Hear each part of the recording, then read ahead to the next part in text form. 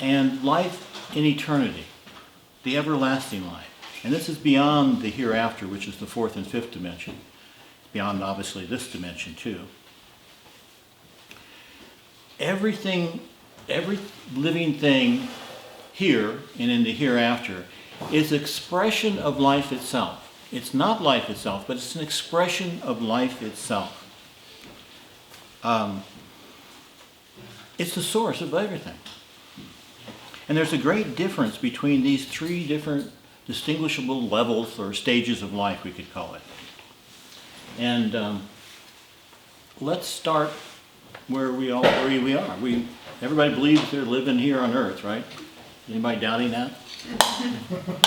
You know, Connor was here yesterday, and we had a great interview, and you know, I was saying, the psychonoetical worlds are so much like this world that when people pass over, 80% of the people don't realize they're dead. And then he asked the $1,000,000 question. Well, how do I know I'm not dead now? And turns out there's an easy test to tell. I get this question every once in a while. And it's an easy test to tell. You ask yourself 3 questions. If you can answer yes to all 3 of these, you're alive. If you answer no to all 3 of these, you're dead. If you answer yes and no, I don't know where you are. But the questions are, do you get hungry around mealtime, sleepy around bedtimes, and can't touch your left elbow with your left pinky? That means you're here. If you can say yes to all those, it means you're here. In the psychonoetical world, many things are possible if people understood they were possible. Because it's all about thought. And thought creates instantly.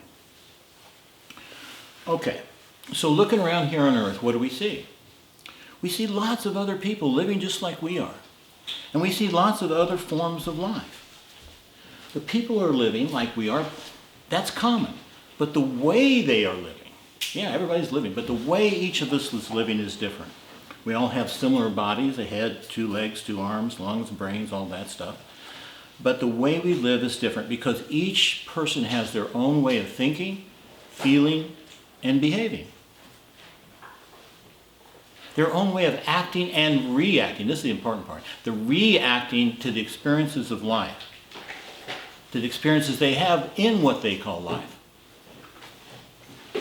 But looking around on the planet, boy, we see, especially if you watch TV and news or something, there is so much unhappiness, so much suffering. Why so much trouble on our planet? Why?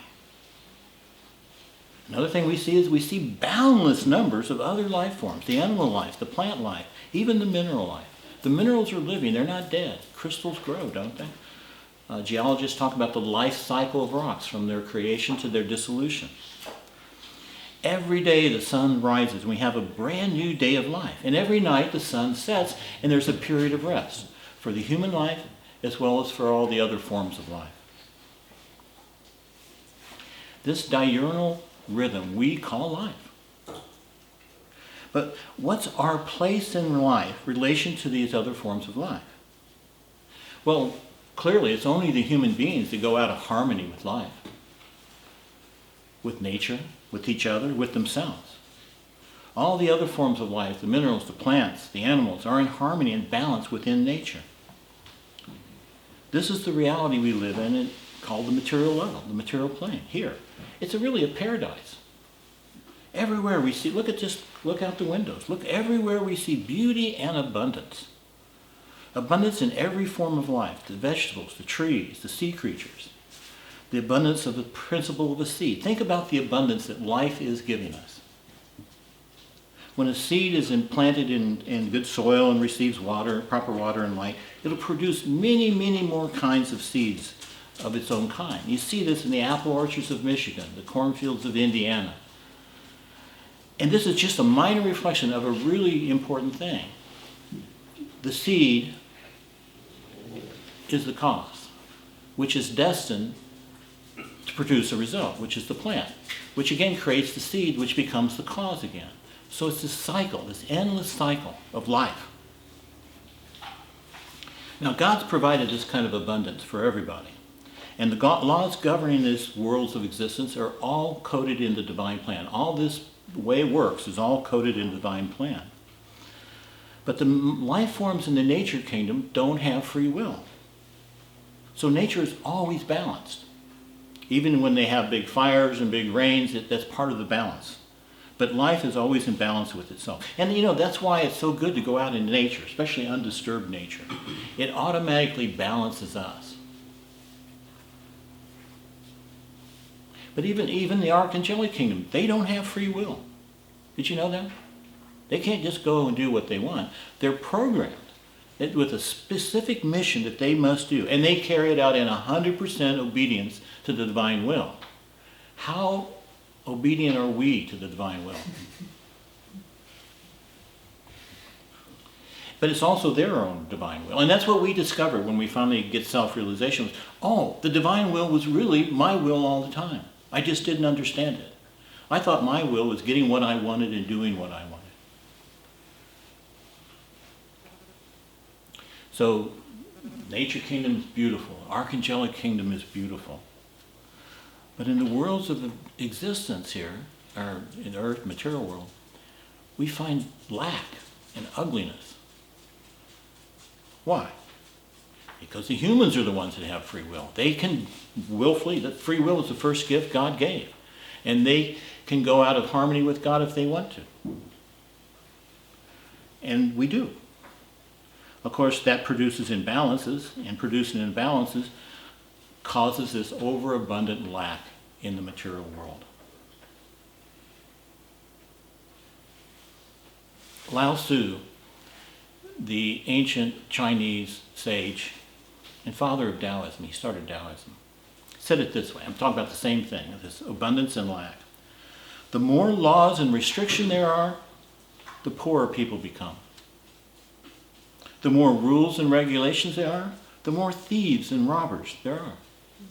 So it's this overvaluing and undervaluing kind of thing. Daskalos always advised, a researcher of truth should be reasonable. He should never undervalue anything or overvalue anything. Yet give to everything its right place and its right value. This means reasoning. This means the good use of mind. Never to value something beyond its value, but don't undervalue it either. And how do we understand the real value of things?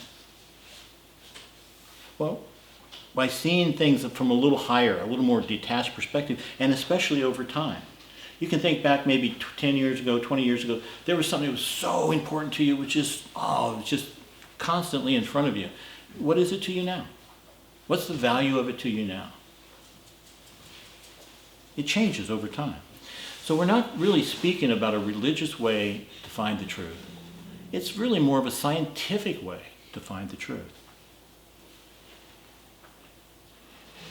So what that means is any thinking person can use this to approach the truth themselves, and not just blindly believing what others tell us the truth is. Not accepting what others say because it's popular or it pleases our personality, and then we just disregard everything else that doesn't please our personality. So what's the real truth concerning our life and the other forms of life on earth? All life is precious. A human being is born as a boy or girl in a certain country, in a nation, in their home. But their homes, their communities, their nations are very different from the homes and communities and nations of other people. Each have their own way of living. They very, very big difference between them. It doesn't matter if you're in America, China, or Tanzania. They are different. They are different in the way they understand life, but they are the same in the needs of life. Their needs of life are the same as our needs, which means the needs of one are the needs of all. We all need to breathe, eat, to sustain the life of our body, work, have some income. The blood, sweat, tears, and pain of an American is just the same as a German.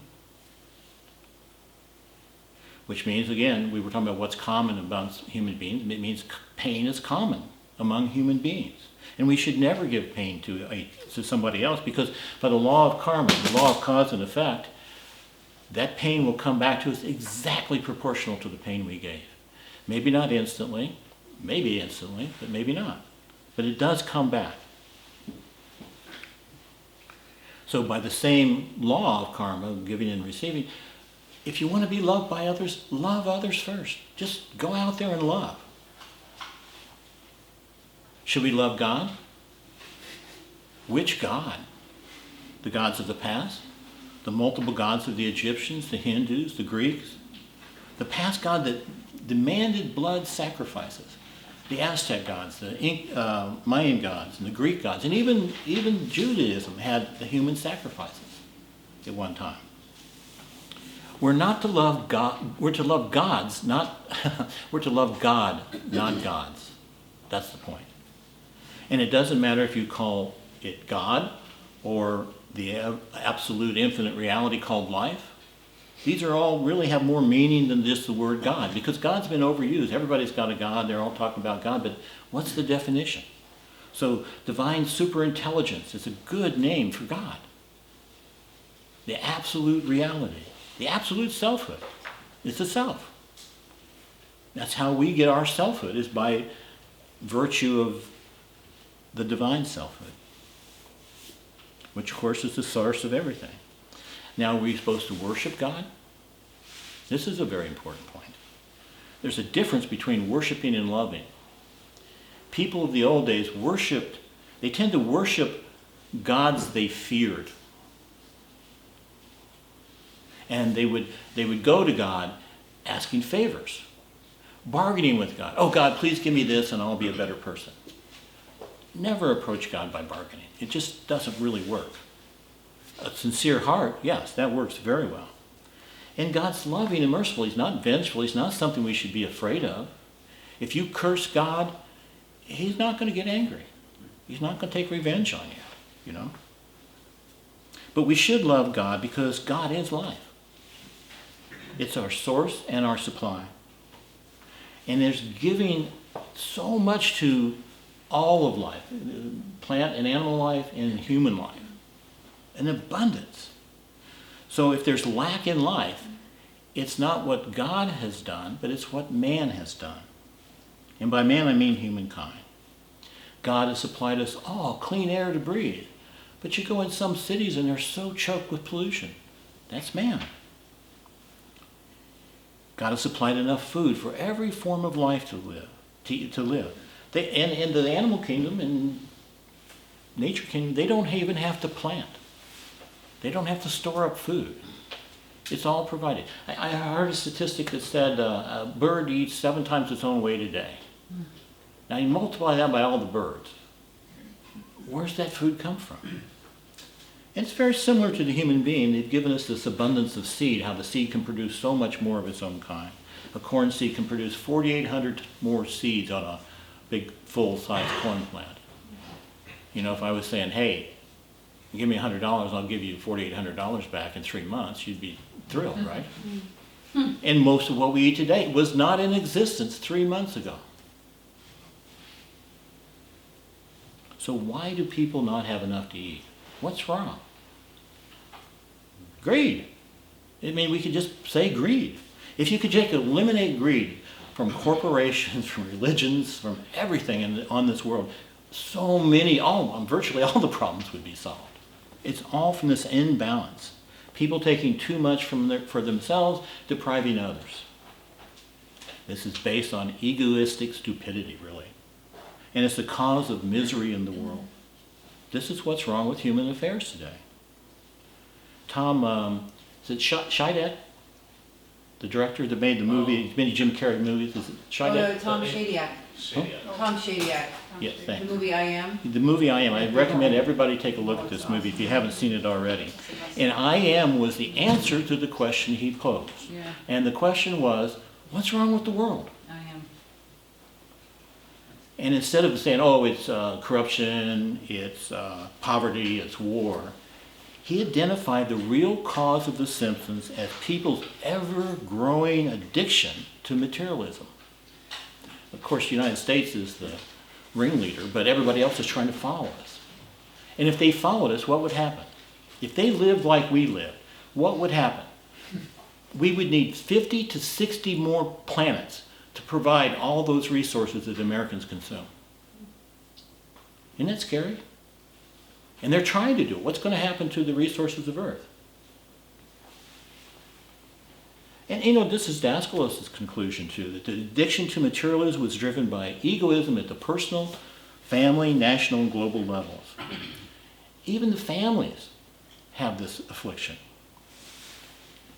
There was an old curmudgeon that came to Daskalos who was all of a sudden found himself, he couldn't walk, he was in a wheelchair, paralyzed. And he couldn't walk, and he came to Daskalos. And of course, when you're with Daskalos, he knows everything that's going on with you, not just now, but all through your life. And if he wants to, he can follow your life into previous lives and see the causes then that are resulting in the effects now. But this fellow had created the cause in this lifetime. His father had died, and he convinced his mother to give him all the inheritance and not to the younger brother. And the younger brother was struggling. He had 4 kids and a house that needed repairs, didn't have enough money to make it, he couldn't send his kids to the university. And he was really suffering. So when you went to Daskalos, oh, please heal me. But he wanted to heal the cause first. So he wanted you to recognize what maybe you've done, what you had done that produced these results. So he's saying, well, you really shouldn't have deprived your brother of this money, and you shouldn't do that. That was a bad thing to do. It's the cause of this. And he said, sir, if I wanted a lecture, I would have gone to a priest. Heal me. So Daskalos did what he could, and he couldn't get much done. And the guy went away. And some months later, he comes back. And he said, have you done anything about your brother? No, stop talking to me about that. Just heal me. I want to walk again. And he tried. Nothing happened, of course, because the guy hadn't overturned the cause. He hadn't fixed the cause. This went on for 7 years. The guy kept coming and going and coming and going. And one time he comes, he says, sir, you know what I did? Daskalos said, what? He said, I made amends with my brother. I repaired his house. I provided money. I'm adopting his children as my own. I'm sending them to school, to college. And he says, okay, stand. And the guy stood right up out of the chair. Mm-hmm. This is the law of cause and effect.